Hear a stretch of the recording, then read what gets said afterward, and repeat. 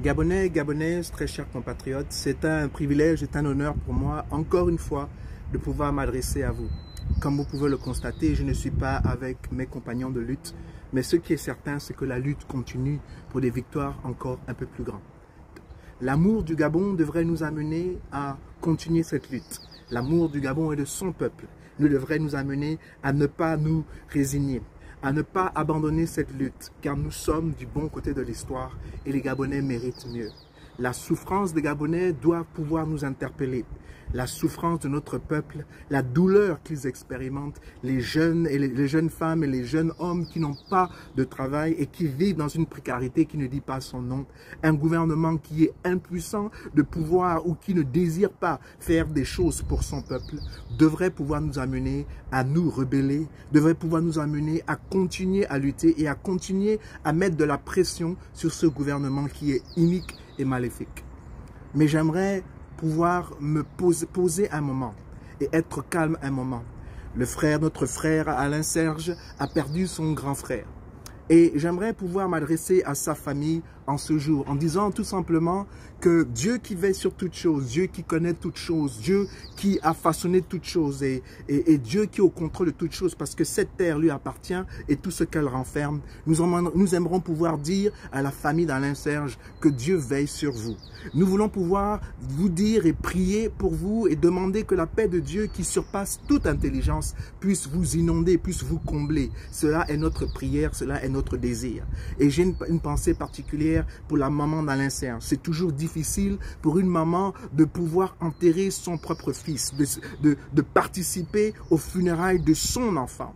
Car le processus normal, c'est que c'est les enfants qui enterrent les parents et non les parents qui doivent enterrer leurs enfants. Alors, à la famille Obam, j'aimerais prier, j'aimerais vous souhaiter que Dieu vous garde et que Dieu vous protège. Et pendant ces moments de douleur, pendant ces moments de difficulté, ma prière, c'est qu'aucun malheur ne vous arrive. C'est qu'aucun esprit qui ne glorifie le nom de Dieu puisse venir vous perturber ou pour venir semer la zizanie entre vous. Je prie aussi que l'unité de votre famille soit plus fortifiée. Je prie que vous resserrez les rangs et que ensemble vous démontrez au monde entier combien de fois vous vous aimez et combien de fois Dieu demeure avec chacun de vous. Alain Serge Obam, nous sommes avec toi de tout cœur, nous te soutenons, nous sommes avec toi et nous prions pour toi et nous sommes convaincus que Dieu va faire de grandes choses, non seulement pour toi mais aussi pour ta famille, parce que Dieu n'est pas un homme pour mentir, ce que sa bouche dit, sa main l'accomplit. J'aimerais pouvoir aussi rappeler encore que le problème de l'Afrique est à deux niveaux. Notre problème, c'est un problème qui est interne et c'est aussi un problème qui est externe. L'Afrique, qu'on le veuille ou pas, a énormément d'ennemis. Il y a des hommes et des femmes, des nations qui sont des prédateurs et qui voient l'Afrique et qui nous voient comme étant non seulement du cobaye, mais ils nous voient aussi comme étant des proies. Et il est important que nous le sachions. Mais il faut aussi que nous sachions que la raison pour laquelle il réussit jusqu'à présent à nous embrigader un peuple qui est supposé être fort, un peuple qui est supposé être vaillant, c'est parce que entre nous, nous n'arrivons pas à resserrer les rangs. Il y a trop de jalousie entre nous et trop de compétition entre nous. Nous devons comprendre que c'est ensemble que nous allons réussir. Nous devons comprendre que c'est ensemble que nous allons être des hommes et des femmes qui ont la possibilité de s'émanciper. Nous ne pourrons pas nous émanciper seuls. Nous avons besoin de chacun de nous. Nous avons besoin de notre frère et de notre sœur. Nous avons besoin d'être solidaires. Aujourd'hui, j'aimerais pouvoir vous rappeler que la raison pour laquelle l'Europe a pu se développer après la Deuxième Guerre mondiale, lorsqu'elle a été complètement détruite, c'est parce que l'Amérique très tôt a compris que si elle veut continuer à briller dans le monde, il lui faut un partenaire fort, il lui faut un allié fort, il lui faut un pays ou il lui faut un continent qui puisse adhérer à ses convictions, qui peut adhérer à sa philosophie, à sa pensée non seulement politique, mais aussi à sa pensée économique. Et l'Amérique s'est appuyée sur l'Europe. Et pour pouvoir réaliser ceci, ils ont fait le plan Marshall. Le plan Marshall était de l'argent, je dis bien des centaines de millions, peut-être même voire des milliards de dollars qui ont été injectés dans l'Europe de l'Est. Cet argent qui a été injecté, c'est de l'argent qui a été librement donné à la France, à l'Angleterre et à d'autres pays, afin qu'ils puissent se reconstruire. Parce que le but, c'était que l'Europe redevienne le plus vite possible un grand continent, afin qu'elle puisse non seulement acheter des produits américains, mais qu'elle puisse aussi aider l'Amérique à s'imposer dans le monde. Donc vous voyez très bien que l'Amérique très tôt a compris qu'il fallait que les Européens soient forts. Et nous, c'est la même chose. Si nous voulons réaliser une liberté pour nos peuples, nos différents peuples africains, il est important que nous réalisons que c'est ensemble que nous allons réussir. Nous devons réaliser que nous devons nous appuyer sur la force de nos frères et de nos sœurs. Et ensemble, lorsque nous venons pour lutter pour une cause qui est commune, nous allons réussir. Cela est important, cela est crucial et nous devons le faire afin de pouvoir réussir. Et donc j'encourage tous mes frères et sœurs de ne pas voir votre frère ou votre sœur comme étant un compétiteur, parce que ce n'est pas un compétiteur, c'est un combattant comme vous, c'est un ami de lutte comme vous, et c'est ensemble que nous allons libérer. Je suis en train de découvrir qu'en Afrique, on a eu des héros exceptionnels. Nous avons eu des hommes et des femmes qui ont aimé l'Afrique et qui ont œuvré pour la liberté de l'Afrique. Il y a beaucoup de leaders en Afrique, énormément de leaders, d'hommes de qualité. Malheureusement, ces hommes pour la plupart étaient seuls. Ces hommes pour la plupart étaient des hommes qui n'étaient pas bien entourés. Et quand ils étaient entourés, même leurs amis les ont trahis. Même leurs amis les ont vendus. Même leurs amis les ont trompés. Et les amis ont permis qu'on puisse les détruire et avec eux détruire le rêve de toute une génération. Je suis ici en train de vous dire que si nous ne réussissons pas à nous unir, à nous aimer pour qui nous sommes, non pas pour écraser les autres, mais pour nous défendre, pour défendre nos valeurs, pour défendre nos terres, pour défendre notre continent, pour défendre nos convictions. Je vous dis que les autres vont venir, ils vont s'imposer chez nous et ils vont nous dominer chez nous et nous serons toujours leurs esclaves chez nous. Et cela est tragique. Il est tragique d'être esclave dans les pays des autres. Mais maintenant, nous risquons, si nous continuons dans la manière dont nous continuons, d'être esclaves dans notre propre terre. Je suis ici en train de vous dire qu'à chaque fois que quelque chose est donné à l'humanité, à des hommes et des femmes, si nous n'arrivons pas à prendre soin de ce qui nous a été donné, ce qui nous a été donné va être repris et va être donné à quelqu'un d'autre. Et nous allons être les serviteurs des autres chez nous.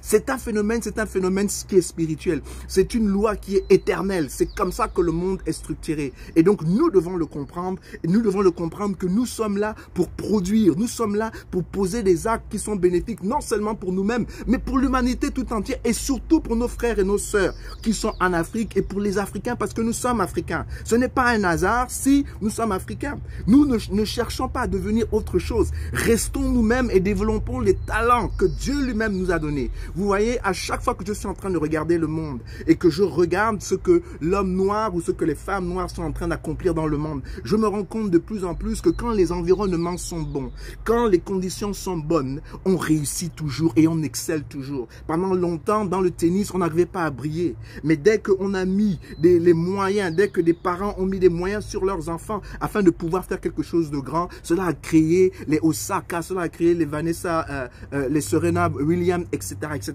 Et ils ont excellé, ils ont dominé le sport. Pourtant, un sport où on n'était pas. Le golf, la même chose, qui est un sport qui coûte énormément d'argent. Il y a quelqu'un qui a investi dans son fils qu'on appelle Tiger Woods et Tiger Woods a excellé. Donc, je suis ici en train de vous dire qu'on peut accomplir toutes choses. Des grandes créations dans ce monde. Aujourd'hui, nous découvrons que ça a été créé par des Africains. Quand on regarde l'Égypte, par exemple, la technologie, la science, les calculs, les maths qui ont été faits pour pouvoir faire des œuvres qui jusqu'aujourd'hui sont en train de subsister des milliers d'années après. C'est en Afrique qu'on a fait et c'était des hommes noirs. C'était pas des hommes qui sont venus d'une autre planète comme certaines personnes veulent nous le faire croire. C'était des hommes et des femmes comme nous. Ce qui prouve bien que quand on veut, on peut. Ce qui nous manque dans notre continent, c'est de créer l'environnement, de permettre à notre jeunesse, de permettre à nos jeunes gens de pouvoir s'émanciper. Et le temps est arrivé que nous devons créer cet environnement pour que l'Afrique puisse rêver à nouveau, pour que les Africains puissent s'épanouir. Nous ne sommes pas en lutte juste pour être dans une lutte. Nous ne sommes pas en lutte juste pour prendre le pouvoir. Nous ne sommes pas en lutte parce que nous détestons quelqu'un ou parce que nous envions quelqu'un. Nous sommes en lutte parce que nous considérons que nous pouvons faire mieux. Nous considérons que nos peuples vivent dans une précarité qui ne dit pas son nom. Nous constatons que nos peuples souffrent dans des pays d'abondance et cela est un intolérable. Cela me fait mal chaque jour lorsque j'ouvre ma télévision et que je vois combien de fois nous sommes méprisés, combien de fois nous sommes haïs et combien de fois les gens veulent prendre ce qui nous appartient, ce qui est à nous à partir de la naissance. Cela n'est pas acceptable. Alors, il faut que l'on se ressaisisse. Il faut que l'on se batte pour un Gabon meilleur, pour une Afrique meilleure, pour que nos enfants et les enfants de nos enfants et que pour que les générations futurs puissent pleinement jouir de leur continent et jouir de la raison pour laquelle ils ont été créés. Et je pense que le monde est en train de manquer énormément de choses parce qu'on veut nous maintenir en bas. Je pense que l'Afrique et l'Africain, le continent africain a un rôle à jouer. On a un rôle à jouer dans les concerts des nations, on a un rôle à jouer dans le plan continental. Mais nous ne pouvons pas jouer notre rôle pleinement si nous nous comportons comme des enfants, si nous acceptons l'humiliation, si nous acceptons toujours d'être dirigés et d'être commandés par les autres. Nous devons décider pour nous-mêmes et nous devons décider ce qui est bon pour nous, ce qui est bon pour notre peuple, ce qui est bon pour l'Afrique et ce qui est bon pour les Africains. J'aimerais pouvoir venir maintenant au Gabon parce que c'est la raison pour laquelle en fait je suis devant vous. Et je sais qu'il y a d'autres personnes sans doute qui ne sont pas gabonaises qui m'écoutent. Mais le problème du Gabon, c'est un problème aussi que l'on trouve un peu partout dans le monde. Ce n'est pas typique au Gabon, c'est un problème que l'on trouve en particulier en Afrique. J'ai été offusqué d'entendre une Gabonaise qui a parlé à cœur ouvert des conditions de la nature qui se passe là-bas au Grand Nord à Njolé. En effet, cette femme, qui est très jolie d'ailleurs en passant et qui me démontre bien que la femme gabonaise est une très belle femme. Et quand bien même j'ai compris qu'elle n'est pas là à l'école, elle s'est exprimée avec son cœur et elle s'est exprimée de manière intelligible. C'est-à-dire que je comprenais exactement ce qu'elle voulait dire. Et elle était en train de dire tout simplement que ce gouvernement est en train de faire est tellement inique et tellement méchant que maintenant les populations qui n'ont rien à voir avec la politique sont même aussi en train de souffrir dans notre propre pays. Est-ce que cela est normal? Elle est en train d'expliquer que à cause de la prédation de notre gouvernement, à cause de la prédation de certains Gabonais qui essayent de s'enrichir et de s'enrichir très vite et ils veulent de l'argent tellement vite au détriment des autres, ils font souffrir tout un peuple qui n'a absolument rien à voir avec la politique, avec des peuples qui vivaient paisiblement dans nos forêts et puis dans nos contrées ou dans nos campagnes là-bas au Gabon. Et donc elle était en train de dire que les gens sont en train de tuer les ruisseaux. Donc par conséquent, il n'y a plus de poissons pour pouvoir manger. Ils sont en train de détruire notre flore. Ils sont en train de détruire notre faune. Et elle dit que non, vous accusez les gens qui viennent d'ailleurs pour exploiter notre or et donc ils détruisent la nature. Mais elle dit que non, quelquefois même c'est vous-même les gens du gouvernement qui venez et qui détruisez la nature à notre détriment. Ce que la nature, nous nous nourrissons de la nature. Nous travaillons en symbiose avec la nature. Nous faisons des choses en harmonie avec la nature. Mais mec, parce que à cause de votre désordre et à cause de votre voracité et à cause de votre gourmandise financière, vous tuez toute une économie et vous tuez le bien-vivre de beaucoup de personnes qui se trouvent dans nos villages, qui se trouvent dans nos campagnes, qui se trouvent dans nos forêts. Et cela n'est pas juste. Et donc, elle était en train d'expliquer que même la flore gabonaise souffre, que même la faune gabonaise souffre. Et par conséquent, puisque la flore et la faune se supposent être en symbiose avec notre humanité et avec nous, nous aussi nous souffrons puisque tout est en train de souffrir au Gabon. Parce que vous avez des hommes et des femmes qui ont décidé de prendre le pouvoir par le sang et pour ne absolument rien faire pour le pays et pour les Gabonais. Ça, c'est quel genre d'individus qui veulent prendre le pouvoir à tout prix et ils sont prêts à tuer des gens pour pouvoir prendre le pouvoir et s'asseoir au pouvoir pour seulement s'acheter des Bentley, pour pouvoir s'acheter les habits les plus chers, s'acheter des maisons. On peut vivre dans combien de maisons? Une maison suffit.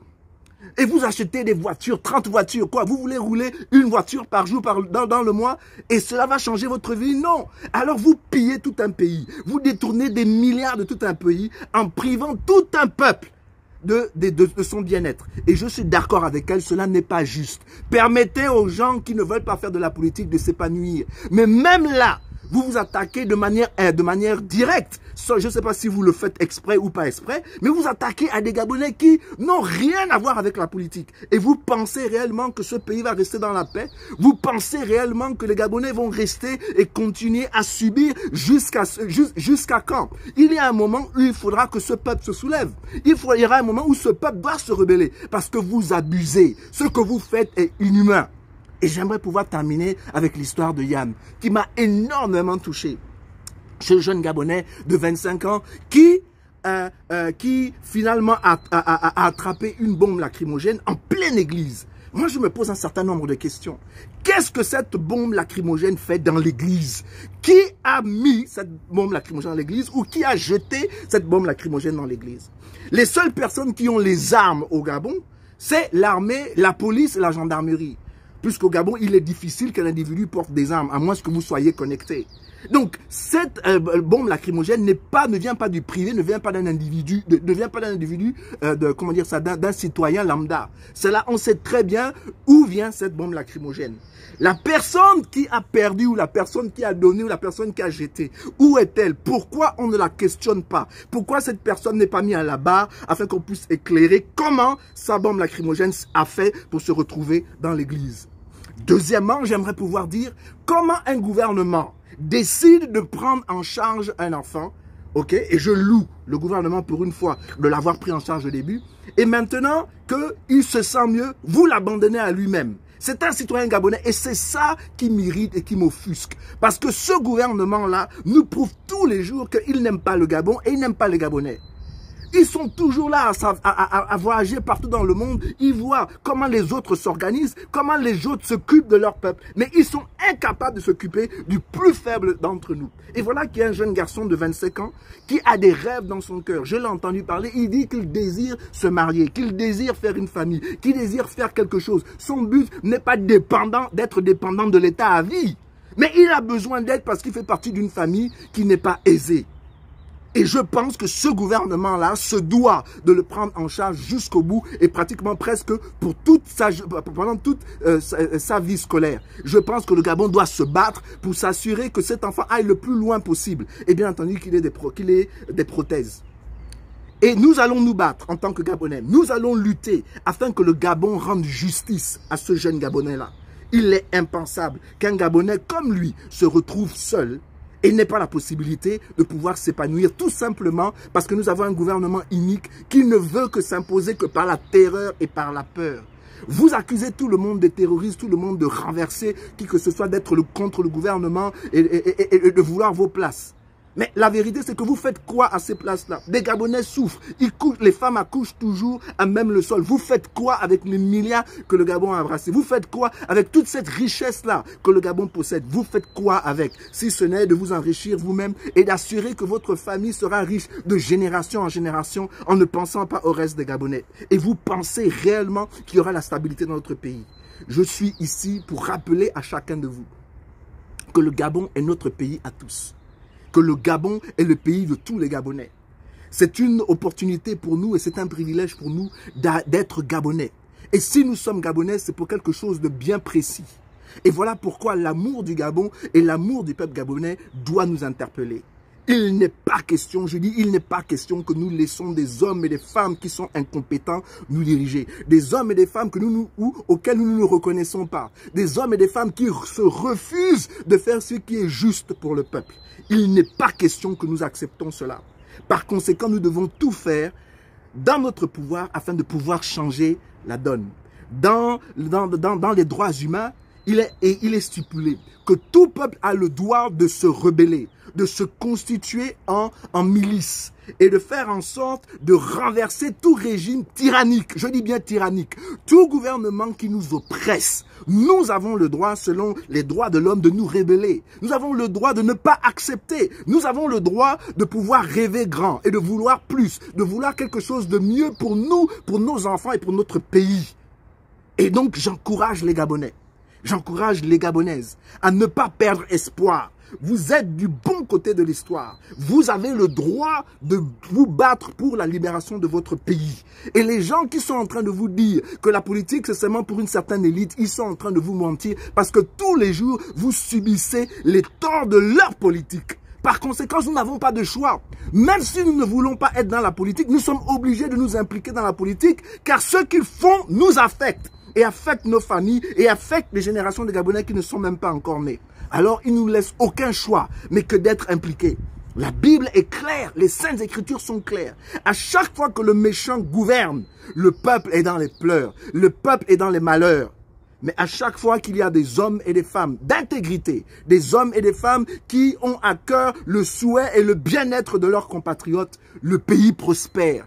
Pas pour un petit groupe de personnes, mais le pays prospère pour une multitude de personnes. Voilà pourquoi moi je lutte et voilà pourquoi la majorité d'entre nous, nous luttons. Nous luttons parce que nous voulons un Gabon meilleur pour tous. Nous luttons parce que nous considérons que le Gabon mérite mieux. Nous luttons parce que nous savons qu'au pouvoir, nous avons des perfides menteurs. Nous avons des gens qui sont incapables. Nous avons des gens qui n'ont pas d'amour pour la nation, qui ne sont même pas des patriotes. Parce que s'ils étaient des patriotes, ils allaient bâtir ce pays de telle manière que le Gabon serait l'envie de d'autres nations, mais ce qui les intéresse seulement, c'est de s'enrichir. Alors vous avez des choses, des aberrations, comme des grandes villas, des belles villas, des somptueuses villas au milieu de Matiti.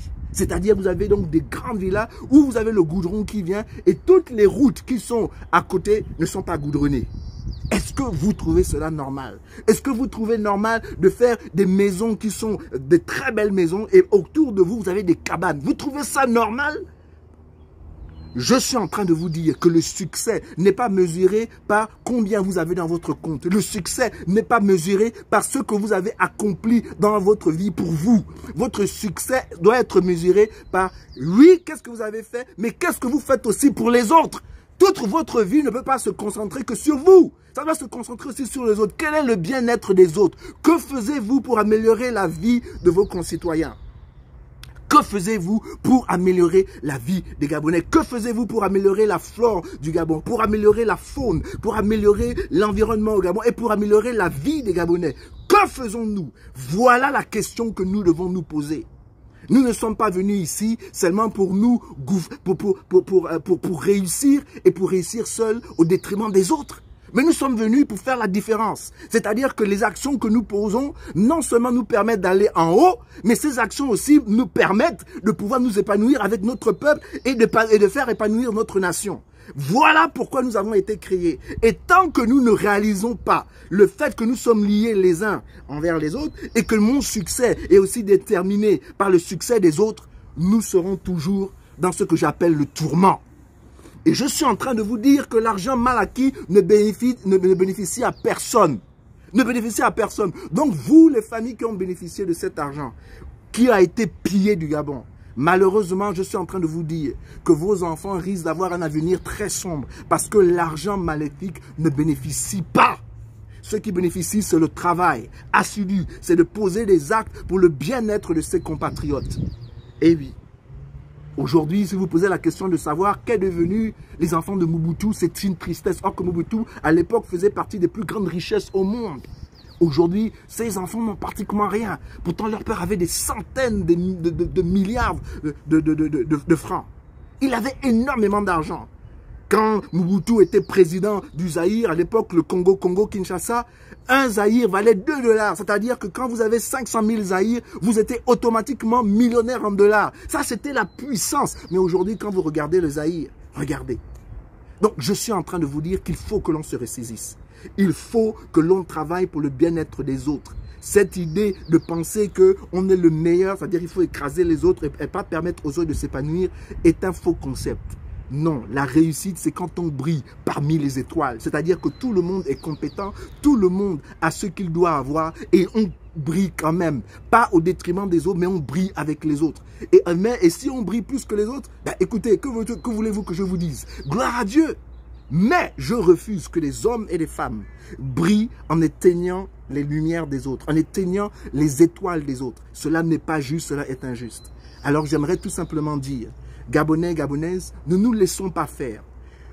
Relevons l'échine, car aucun homme ne peut marcher sur nous tant que notre échine est courbée. Nous devons nous mettre debout. Jusqu'à présent, les gens qui nous dominent parce qu'ils sont convaincus qu'on a peur d'eux, que nous avons peur d'eux. Nous devons leur démontrer que nous n'avons pas peur. Nous devons leur démontrer que nous sommes des hommes et des femmes qui sont prêts à mourir pour une cause qui est beaucoup plus grande que nous. Et la vérité, c'est que même si moi je tombe aujourd'hui, que si vous tombez aujourd'hui, il y aura d'autres personnes comme nous qui ont l'amour de cette nation et qui ont l'amour de ce peuple-là, qui vont continuer à lutter. L'histoire de l'Afrique regorge d'hommes et de femmes qui sont tombés, certes, mais ils sont tombés parce qu'ils ont décidé de se battre pour un idéal et pour faire de l'Afrique une meilleure Afrique. Alors, Gabonais, Gabonaises, le temps est venu pour nous de nous unir. Le temps est venu pour nous de resserrer les rangs.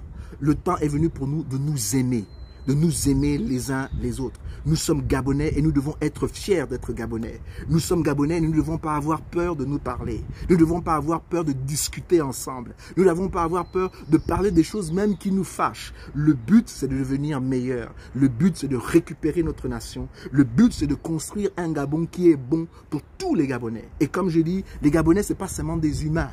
Mais la faune gabonaise aussi, on doit s'en occuper car notre pays, même notre environnement a été bâclé et a été abusé. Et il faut pouvoir le restaurer. Notre faune, n'en parlons pas. Notre faune est aussi abusée et voilà pourquoi aujourd'hui, vous avez des éléphants qui vont saccager des villages, vous avez des éléphants qui sortent de leur élément pour pouvoir faire du tort aux Gabonais. Eux aussi, ce sont des citoyens ou si vous voulez, ce sont des Gabonais. Ils sont sur le territoire du Gabon. Ils ont aussi le droit à vivre. Mais le problème, c'est que même leur habitat, on a violé, même leur habitat, on a détruit. Et voilà pourquoi maintenant, ils essaient de trouver une raison d'être, ils essayent de vivre aussi. Ils veulent vivre dans l'espace dans lequel on les a forcés à vivre. Et ce que je ne comprends pas, c'est que le monde entier, puisque le Gabon, et le Gabon, le Cameroun, le Congo et d'autres pays de l'Afrique centrale, nous faisons partie du deuxième poumon du monde. Je sais que la communauté internationale investit énormément d'argent pour pouvoir préserver notre faune et notre flore. Que fait le Gabon avec cet argent-là? Ils sont incapables de pouvoir soutenir nos peuples. Ils sont incapables de pouvoir soutenir les communautés et les villages qui sont dans le tourment. Je suis ici en train de dire qu'il faut que cela cesse.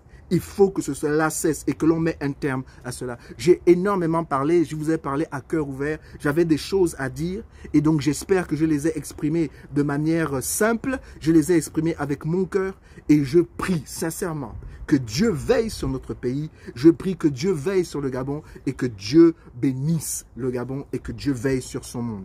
Merci beaucoup de m'avoir écouté et j'espère pouvoir vous parler tous la prochaine fois. Que Dieu vous bénisse. Au revoir.